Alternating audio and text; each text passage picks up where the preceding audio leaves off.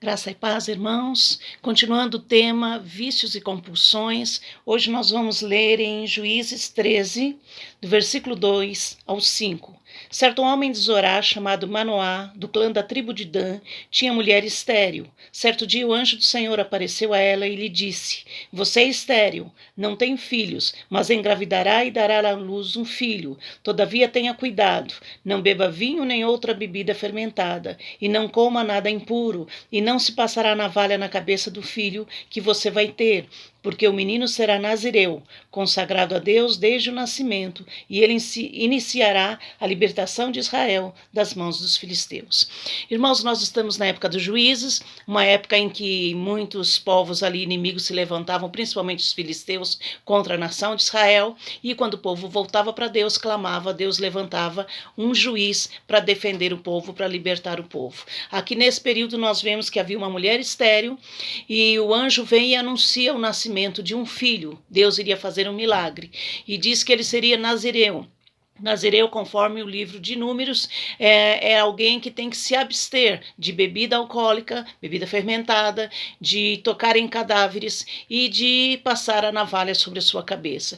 E nós vemos que ali se cumpriu esta promessa de Deus, e aquele garoto, Deus tinha um propósito especial para a obra dele, para o propósito dele.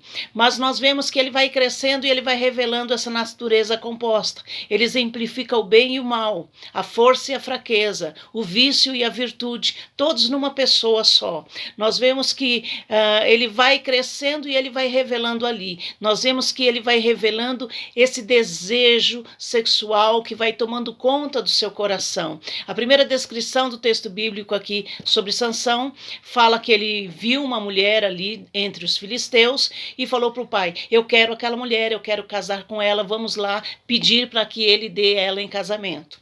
E os pais falaram: mas tem tantas mulheres no nosso meio, por que uma mulher de outra nação? Ele falou: não, é aquela que eu quero, é aquela mulher. Então eles vão para lá para pedir a mão daquela moça, e quando eles estão caminhando, Sansão se afasta um pouquinho dos seus pais, diz que ele vai ali num campo de vinhas, e ali ele mata um leão, e depois não diz nada para os seus pais, se juntam, vão lá, pede a moça em casamento, depois é marcado aquela data da festa do casamento, e quando eles vão novamente ali ao encontro daquela mulher para casar-se com ela, diz que novamente ele vai naquele campo de vinha, e ele vai olhar aonde ele tinha deixado aquele leão morto, e a carcaça do leão está lá, e ali as abelhas acabaram fazendo mel. Ele vai lá, toma aquele mel, come, traz para os seus pais, mas não diz de onde vem aquilo. Então nós já vemos ele quebrando o primeiro voto de Nazireu, tocar em um cadáver, não só tocar, mas também comeu o mel ali que estava naquele lugar.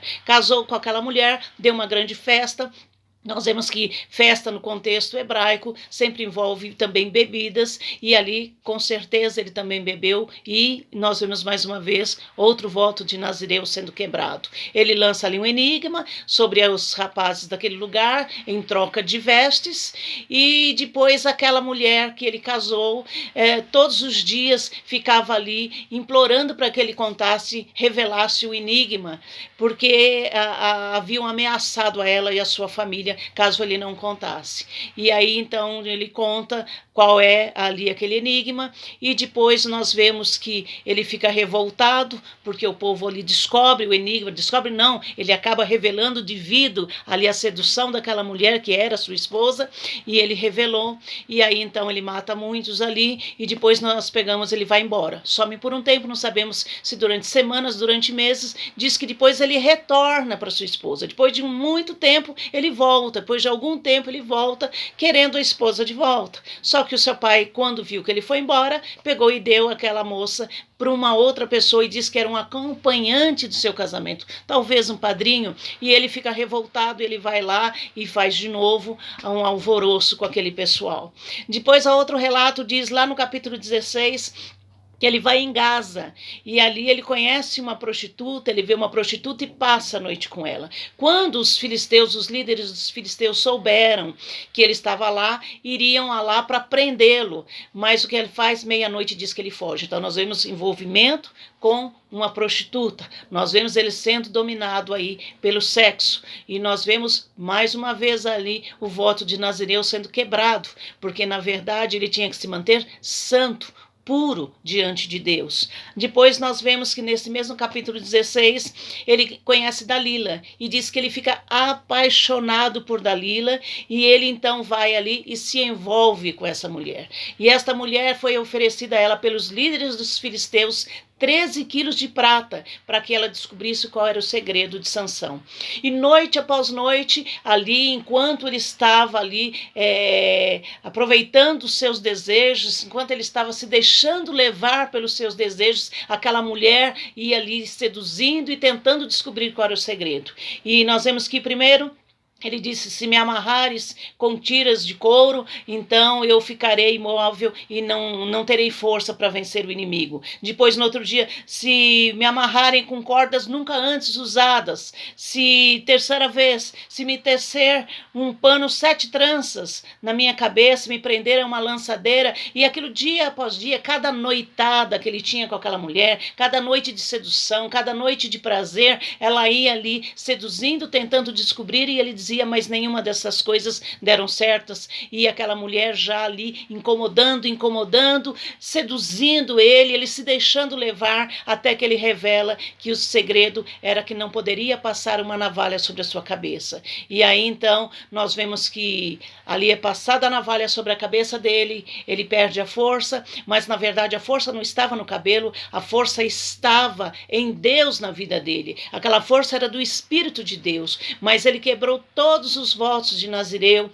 Ele tomou bebida alcoólica, ele tocou em cadáver, comeu coisa que estava ali no cadáver, ele deixou ali, revelando seu segredo, sua cabeça foi raspada, ele se prostituía, ele se deixava levar pelos seus desejos sexuais com aquelas mulheres, e isso fez com que o Espírito de Deus se afastasse dele. Então a derrota dele era realmente por não obedecer as regras de Deus, não obedecer a conduta, o comportamento, não tinha um comportamento condizente com o seu chamado. Foi essa a sua derrota, e ele se deixou levar devido aos seus desejos e apetites sexuais.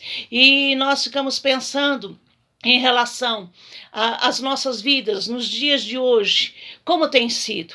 Nós vemos que ali Sansão fracassou nesse sentido de ter uma vida irrepreensível, uma vida separada, uma vida santa. No último momento de sua vida, depois de ter sido preso, seus olhos furados, e ali levaram ele, zombaram dele, ele aprisionado ali àquelas colunas do templo, ele ora a Deus pela última vez, e ali quando ele ora ao Senhor, naqueles últimos momentos de sua vida, Deus novamente lhe dá força, ele puxa aquelas colunas, cai aquele templo e morrem mais gentes, mais pessoas ali na sua morte do que durante a sua vida. E o que é que nós temos que nos atentar hoje? Será que a nossa ética sexual tem se tornado mais flexível? O mundo muda, a sociedade muda, mas Deus não muda, ele continua sendo santo, e nós temos que ter o padrão de santidade que Deus tem estabelecido para o seu povo, seja em que época for.